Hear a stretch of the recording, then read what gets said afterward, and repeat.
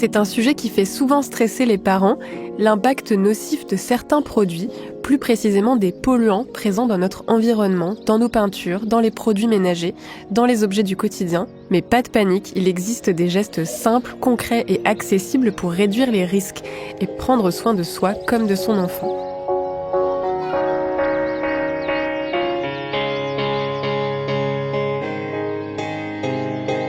Bienvenue dans 3-2-1 Parents, le podcast de l'assurance maladie qui vous aide à vous préparer au mieux à l'arrivée de votre enfant, mais aussi et surtout à veiller sur votre santé et sur la sienne. Moi, c'est Pauline Verdusier, je suis journaliste et comme beaucoup de parents, je me suis posé 1000 questions en attendant mon premier enfant. Au fil des épisodes de ce podcast, je retrouve Anne Kammerer, sage-femme libérale, pour explorer ensemble et avec des experts tous ces sujets qui nous questionnent pendant la grossesse, l'accouchement et les premiers mois de vie de l'enfant. Dans cet épisode, nous avons le plaisir de recevoir Sylvie Bortoli, qui est toxicologue et ingénieure de recherche à l'INSERM. Elle va nous aider à démêler le vrai du faux et à mieux comprendre comment protéger notre enfant sans tomber dans la parano. Que faut-il surveiller? Que faut-il éviter? Que peut-on changer facilement au quotidien? Mais d'abord, on commence à défricher le terrain avec Anne Kammerer, la sage-femme de 3-2-1 Parents. Bonjour Anne. Bonjour. Cette notion de santé environnementale peut être un peu floue. Qu'est-ce que vous dites, vous, à vos patients et patientes sur ce sujet? Alors, de façon générale, on a tous envie d'offrir les meilleures conditions de vie à nos enfants. Et c'est important de savoir que on ne peut pas en réalité contrôler absolument tout notre environnement. On va forcément être exposé à certains produits qui pourraient être néfastes. Donc, une première chose à savoir qui peut être importante, c'est effectivement à quel produit on est exposé qui pourrait avoir un impact sur notre santé. Et ensuite, comment on trouve un peu un équilibre. C'est-à-dire qu'on ne veut pas tomber dans la panique, il faut bien continuer à vivre. Et donc, on va essayer de trouver chacun un équilibre réaliste, adapté à la fois, on va dire, à ce qui est bien reconnu comme des mesures importantes pour la santé, et puis à ce qui, pour nous, est facile à réaliser, qu'on peut arriver à intégrer dans notre quotidien. Et justement, quelles sont les choses les plus importantes à savoir dans ce domaine? Alors, il y a quelques petites choses assez simples qu'on peut garder à l'esprit. Par exemple, un enjeu, c'est la pollution de l'air. Et on sait que un truc tout bête, mais qui est facile à réaliser, c'est d'aérer la maison. Tous les jours, 10 minutes, 2 fois par jour. Ça va permettre de renouveler l'air à l'intérieur et de limiter l'accumulation en fait de polluants. Un autre enjeu très important sur la pollution de l'air, c'est l'exposition au tabac. Et donc ça, c'est particulièrement important. Ça vaut le coup de mettre de l'énergie là-dedans, que les personnes de la famille qui sont fumeuses ne fument jamais à l'intérieur, jamais à la fenêtre, mais toujours vraiment à l'extérieur. Et même, on recommanderait de porter un vêtement dédié qu'on met uniquement pour aller fumer, qu'on enlève et qu'on laisse dans l'entrée le plus loin possible de là où vit le bébé, et que quand on a fumé une cigarette, on rentre et on se lave les mains. L'idée, c'est que les odeurs qu'on remarque du tabac, ça témoigne de la présence de produits toxiques, donc il faut qu'il y en ait le moins possible. Qu'est-ce qu'on peut citer comme autre chose à savoir? Une autre chose simple qu'on peut essayer de mettre en place comme une habitude, c'est d'essayer de limiter les produits qui vont être parfumés. Parce qu'en fait, dans les produits avec des parfums, il y a des substances qui sont toujours un peu irritantes. Alors, ça peut être irritante pour la peau, pour les voies respiratoires. Donc, dans l'idéal, on ne devrait pas mettre de parfum d'intérieur ou d'encens ou d'huiles essentielles dans les maisons. Et quand on choisit des cosmétiques ou des produits d'entretien, on recommande qu'ils ne soient pas parfumés, même la lessive. Et de façon générale, on peut se donner comme règle de limiter le nombre de produits d'entretien. Moins on va avoir de produits différents, moins on va être exposé à des substances multiples. Et avec la composition la plus courte, c'est-à-dire le moins d'ingrédients possible. Ça, ce sont des petites consignes qu'on peut essayer d'appliquer sans forcément connaître en détail tous les produits. Et justement, puisqu'on parle d'huiles essentielles, c'est quelque chose qu'il vaut mieux éviter, notamment durant la grossesse? Alors, c'est vrai qu'on peut avoir tendance à croire à tort que naturel veut dire sans danger. Et en réalité, il y a plein de produits qui sont tout à fait naturels et qui peuvent être très dangereux pour la santé. Il y a des plantes qui vont être toxiques, par exemple. Et donc, les huiles essentielles, c'est vrai que c'est des substances qui sont complexes, avec beaucoup de molécules différentes et qui peuvent être très irritantes. Donc, pendant une grossesse ou au contact des jeunes enfants, c'est vraiment à manipuler avec précaution et toujours sur l'avis d'un professionnel de santé. Et justement, puisqu'on parle de professionnels de santé, la grossesse, c'est une période où il faut faire attention aussi aux médicaments qu'on prend. Et c'est la même chose quand on allaite. Comment ça se passe dans ce cas-là ? Alors effectivement, pendant une grossesse, certains médicaments peuvent passer la barrière du placenta et aller jusqu'au bébé, et parfois être dangereuses. C'est la même chose avec le lait que la femme produit, qui peut être parfois contaminé par certains médicaments. Donc une mesure de précaution, c'est de se dire qu'on évite de prendre des médicaments pendant qu'on est enceinte ou pendant qu'on allaite, sans avis d'un professionnel de santé. Parfois, on va trouver beaucoup de ressources, beaucoup d'informations sur Internet, et c'est pas toujours facile de savoir aussi comment départager les sources fiables et les sources non fiables. Par exemple, sur les médicaments, le site du CRAT, le Centre de référence des agents tératogènes, c'est vraiment le site de référence pour le sujet médicaments grossesse, médicaments allaitement. Et c'est moins connu, mais il faut également faire attention aux médicaments des animaux de compagnie. Oui, on n'y pense pas forcément, mais il y a certains médicaments, en particulier les traitements contre les parasites des animaux de compagnie qui peuvent être très toxiques pour les femmes enceintes. Donc c'est important de se renseigner avant de les utiliser.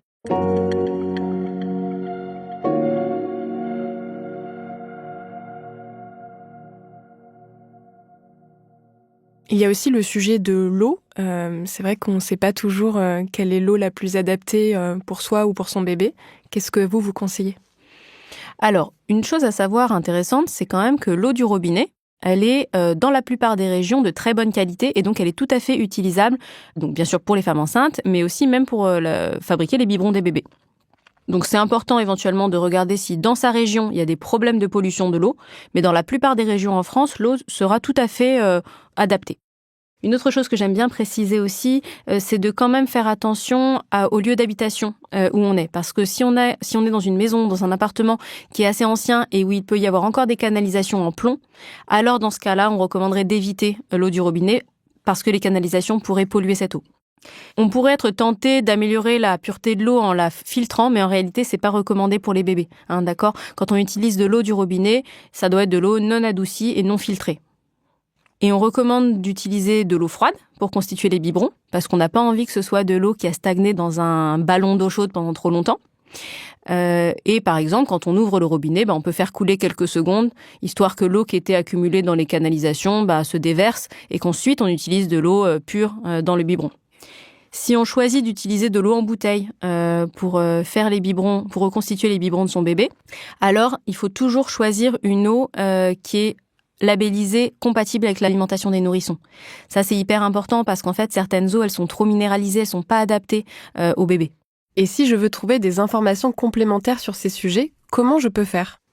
Alors, un site qui est hyper bien fait, c'est le site des 1000 premiers jours, sur lequel vous allez avoir, selon les thématiques, plein d'informations et de manières un peu d'aiguiller les parents, typiquement sur les labels qui peuvent témoigner de la bonne qualité d'un produit cosmétique, sur des recommandations de comment améliorer la qualité de l'air dans la maison.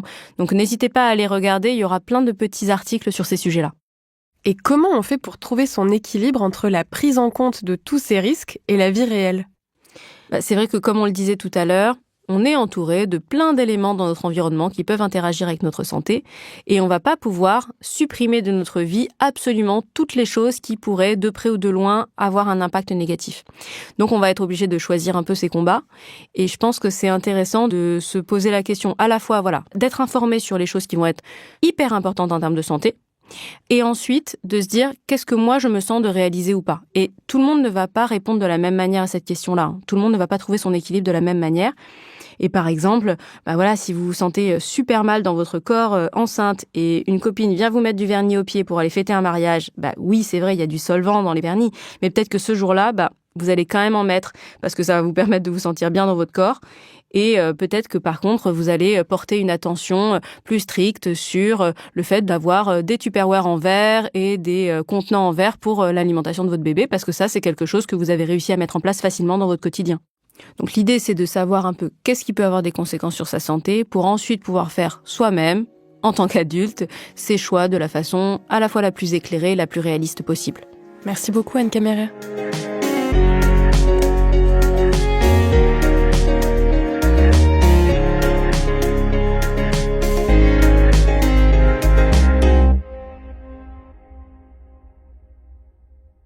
Et maintenant, avec la toxicologue Sylvie Bortoli, nous allons aller un peu plus en détail pour bien comprendre les effets des polluants durant cette période de la grossesse et partager d'autres conseils du quotidien pour les éviter. Bonjour Sylvie Bortoli. Bonjour. Est-ce que vous pouvez vous présenter et nous dire sur quoi portent vos travaux ? Alors, je suis chercheuse en toxicologie dans un laboratoire de l'Institut national de la santé et de la recherche médicale à Université Paris-Cité et je travaille sur les mécanismes de toxicité des contaminants environnementaux et les liens potentiels entre une exposition à ces polluants et la santé.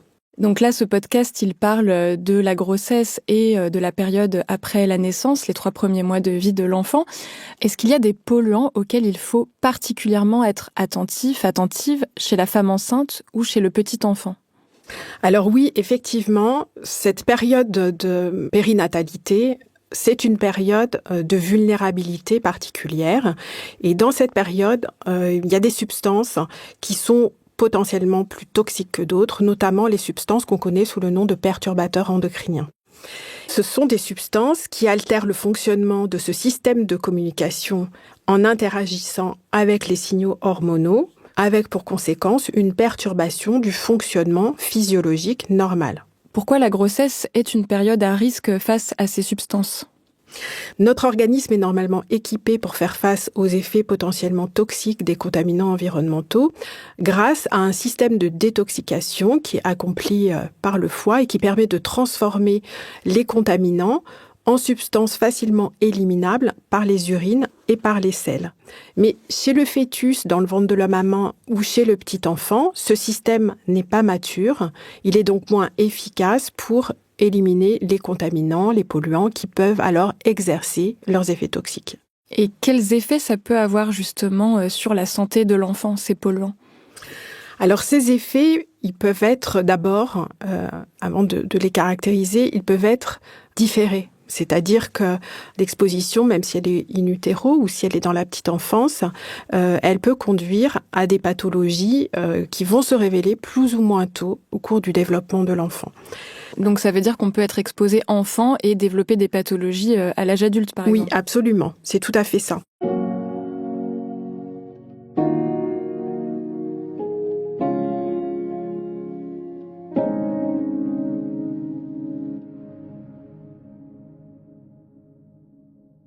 Qu'est-ce qu'on peut faire pour se prémunir de ces expositions à ces polluants ? Qu'est-ce qu'on peut mettre en place dans son quotidien ? Il y a des choses simples en fait à mettre en place, ce n'est pas insurmontable, disons. Alors non, c'est loin d'être insurmontable et c'est ça qui est rassurant en fin de compte, c'est que on peut identifier très bien de nombreux petits gestes à accomplir pour limiter les expositions pendant la grossesse. Alors je vais donner quelques exemples qui vont parler à chacun. Il y a des substances potentiellement toxiques, par exemple, dans les contenants alimentaires ou les ustensiles de cuisine. Et certains peuvent migrer depuis le contenant vers l'aliment. Donc, on va éviter d'acheter des aliments emballés dans du plastique. On va éviter de conserver les aliments dans des récipients qui contiennent du plastique et privilégier des contenants alimentaires en verre ou en inox. On ne fait jamais réchauffer aucun aliment, ni de l'eau, ni pour la maman, ni pour le bébé, dans un contenant en plastique parce que la chaleur favorise la migration des substances toxiques contenues dans le plastique vers l'aliment. Est-ce que, par exemple, on peut réchauffer du lait dans un verre ou dans un bol en céramique, puis le transvaser dans un biberon en plastique ? Alors, oui, si le lait n'est pas trop chaud.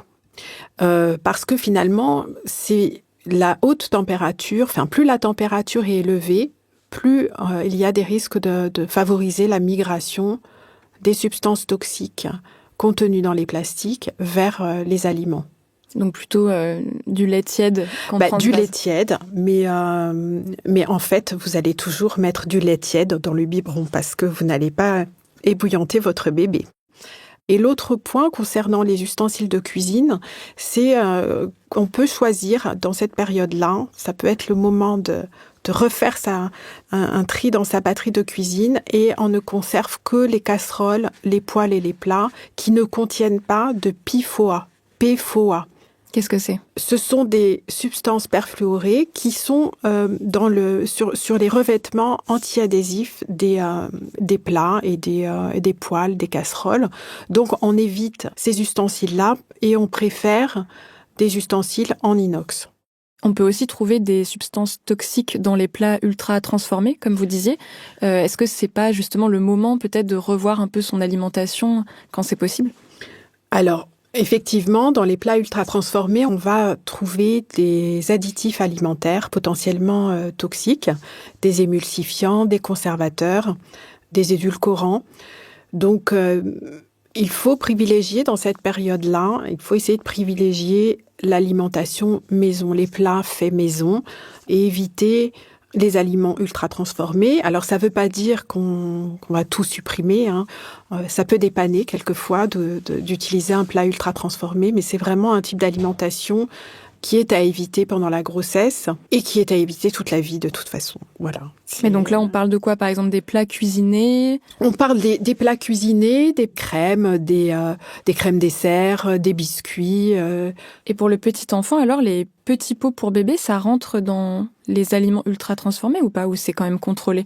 Bien sûr, c'est contrôlé comme tous les aliments, y compris les aliments ultra transformés. Mais les petits pots pour bébé, ça rentre dans la catégorie des plats ultra transformés, des aliments ultra transformés, parce que tout simplement, leur fabrication nécessite de nombreuses étapes de transformation. Donc là encore, je ne veux pas du tout dire qu'il faut proscrire les petits pots pour bébé. J'en ai utilisé moi-même parce que parfois ça dépanne bien.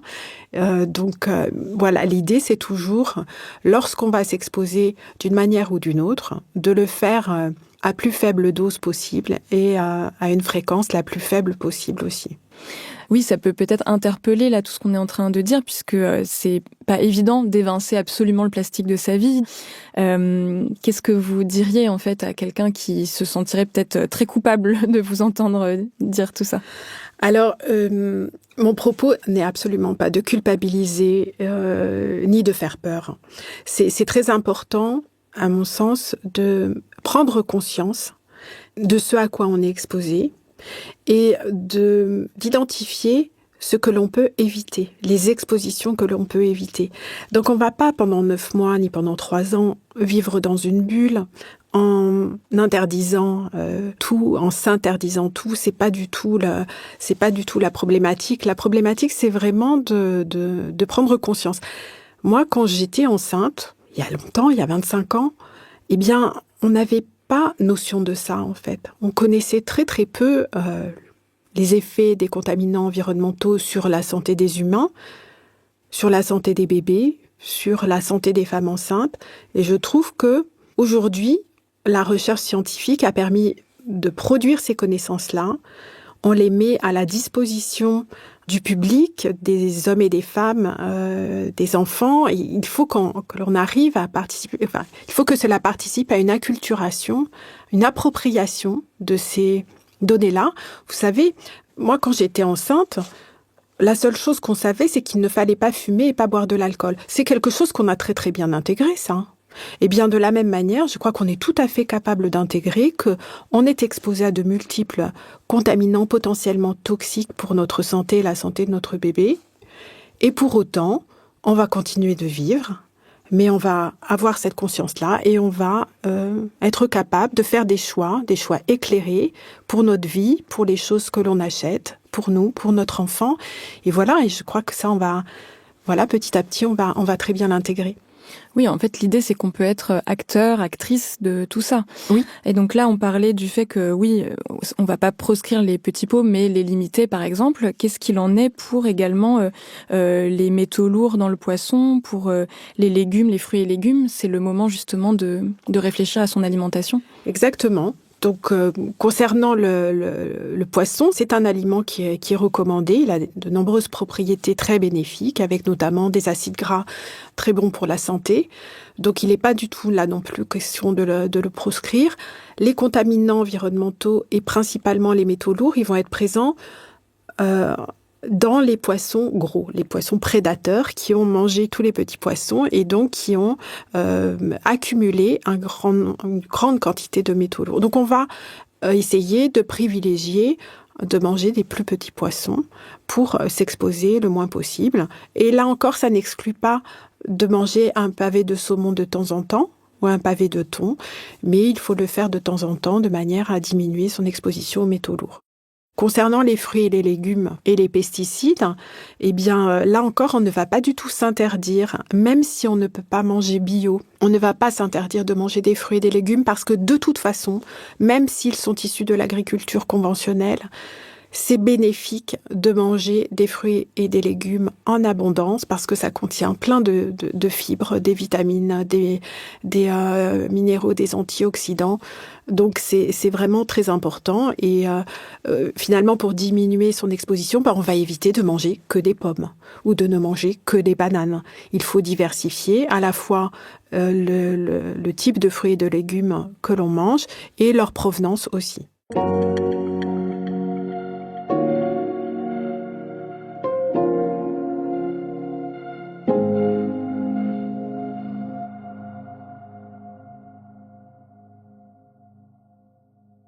Alors, on a parlé justement des contaminants qu'on peut trouver dans l'alimentation.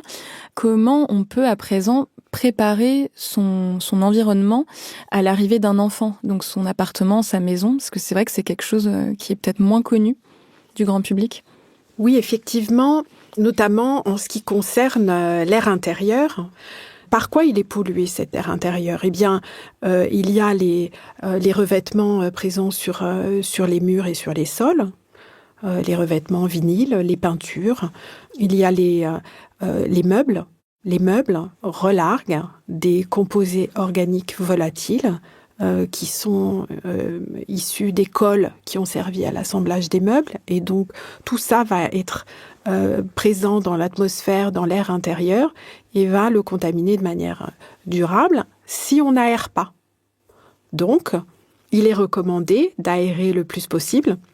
Les recommandations, c'est d'aérer 2 fois 10 minutes par jour, même l'hiver. Même s'il fait froid, on doit aérer. Évidemment, comme vous le disiez, la période qui entoure l'arrivée d'un enfant, eh bien, on a envie de faire des travaux. Souvent, on va aménager chez soi pour accueillir cet enfant. Donc, ça veut dire faire peut-être des travaux de peinture ou de changer le revêtement de sol, acheter des nouveaux meubles. Donc ça, il faut le faire, si on peut, bien en amont de l'arrivée de l'enfant, quelques mois avant l'arrivée de l'enfant, de manière à pouvoir, par la suite, aérer grandement le lieu pour faire évacuer tous ces composés qui peuvent être présents dans l'air intérieur.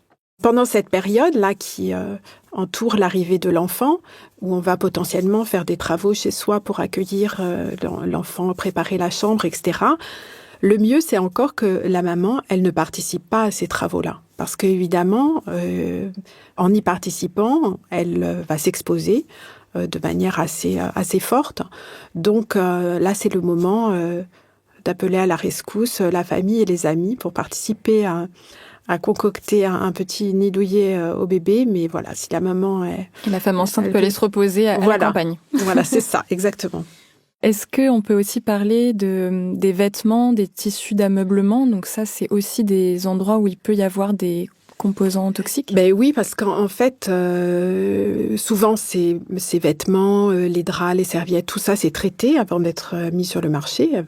Et donc, quand on va forcément peut-être acheter des vêtements pour le bébé, des draps pour son lit, des turbulettes, etc. Et donc, c'est bien si on peut les laver. En fait, il faut les laver avant toute utilisation pour éliminer les produits avec lesquels ils ont été traités. Donc, est-ce qu'on peut dire que c'est peut-être conseillé d'acheter d'occasion, que ce soit les vêtements, les meubles ? Peut-être ça peut limiter l'exposition ? Alors, c'est toujours une bonne idée d'acheter d'occasion. C'est meilleur pour la planète. Et puis ensuite, quand on achète des vêtements d'occasion, ils ont déjà été lavés, ils ont déjà été portés, donc ils sont dénués de ces substances dont on les recouvre au cours des processus de fabrication et de commercialisation. Et pour les meubles, c'est pareil. Alors, qu'en est-il pour les produits ménagers ? Alors, les produits ménagers à la maison, c'est une énorme source d'exposition. Parce que souvent, on a plein de produits ménagers qui contiennent de nombreux ingrédients. Donc là encore, Cette période de périnatalité, c'est une période où c'est l'occasion de faire le tri, de faire le point sur ce qu'on utilise, ce dont on a vraiment besoin et ce dont on peut se passer. Et en réalité, on n'a pas besoin de grand-chose. 2 ou 3 produits suffisent pour nettoyer toute la maison et toutes les pièces de la maison. On n'a pas besoin d'avoir un produit dédié pour une pièce particulière de la maison. En principe, avoir juste du savon noir, du bicarbonate et du vinaigre blanc, ça devrait permettre de nettoyer parfaitement son intérieur. Qu'est-ce qu'il faut savoir aussi sur les produits cosmétiques, entre guillemets, pour les bébés ou les petits-enfants ? À quoi il faut faire attention ? Finalement, pour les bébés, c'est très simple. On va privilégier l'eau, le savon si nécessaire. Et lorsque il y a un besoin, on va utiliser des produits cosmétiques destinés aux enfants de moins de 3 ans. La recommandation, c'est aussi d'éviter, si on le peut, d'utiliser des lingettes industrielles qui peuvent contenir beaucoup de substances potentiellement nocives. Oui, donc tous les gels bébés, crèmes, lait de toilette, etc., a priori, c'est pas utile. Il faut mieux privilégier l'eau, le savon et rester au plus simple et surveiller les compositions, qu'il n'y ait pas des compositions à rallonge. Absolument, c'est tout à fait ça.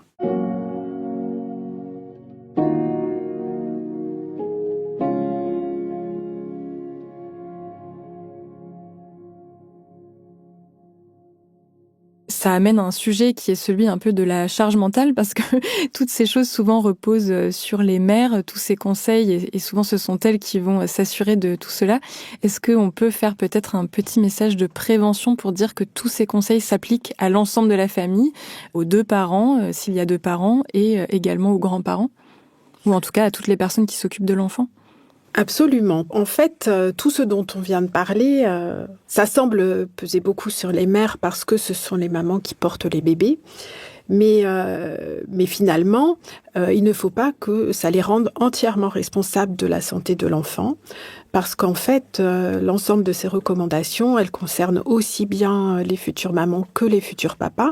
Et d'ailleurs, je voudrais ajouter que il y a un certain nombre d'études scientifiques qui démontrent aujourd'hui que les expositions des pères pendant la période préconceptionnelle, c'est-à-dire avant que le bébé ne soit conçu, cette exposition des pères pourrait aussi avoir des effets sur la santé du futur bébé. Et donc ça, c'est très intéressant parce qu'on a longtemps pensé que c'était seulement les expositions des mères qui pouvaient conduire à des effets nocifs pour la santé.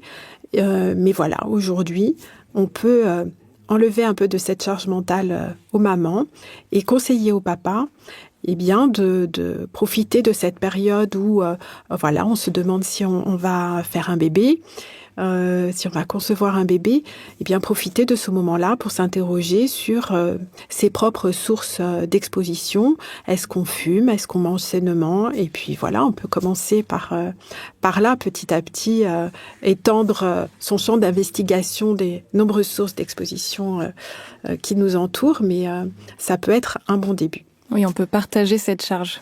Exactement. Et ça, je trouve ça bien parce que d'abord, ça enlève de la charge mentale aux mamans. Et puis, on s'acculture pour une longue durée. On s'acculture pour toute une vie, quelquefois, dans cette période-là.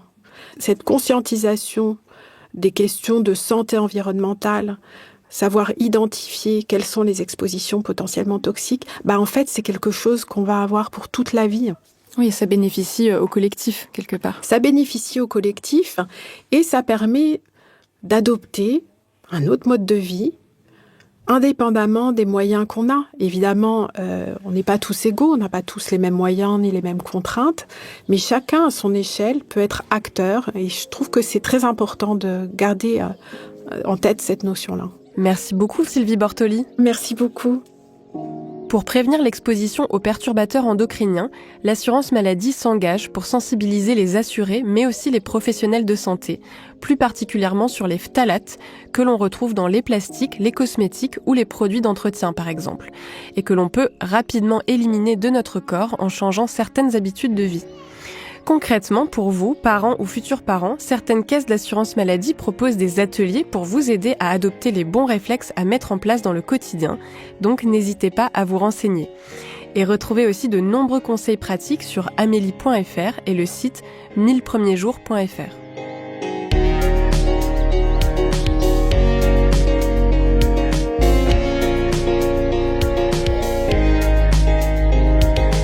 « 3, 2, 1 parents » est un podcast de l'assurance maladie à retrouver sur toutes les plateformes d'écoute.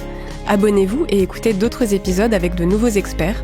Et pour retrouver encore plus d'informations sur la grossesse et la parentalité, rendez-vous sur amélie.fr.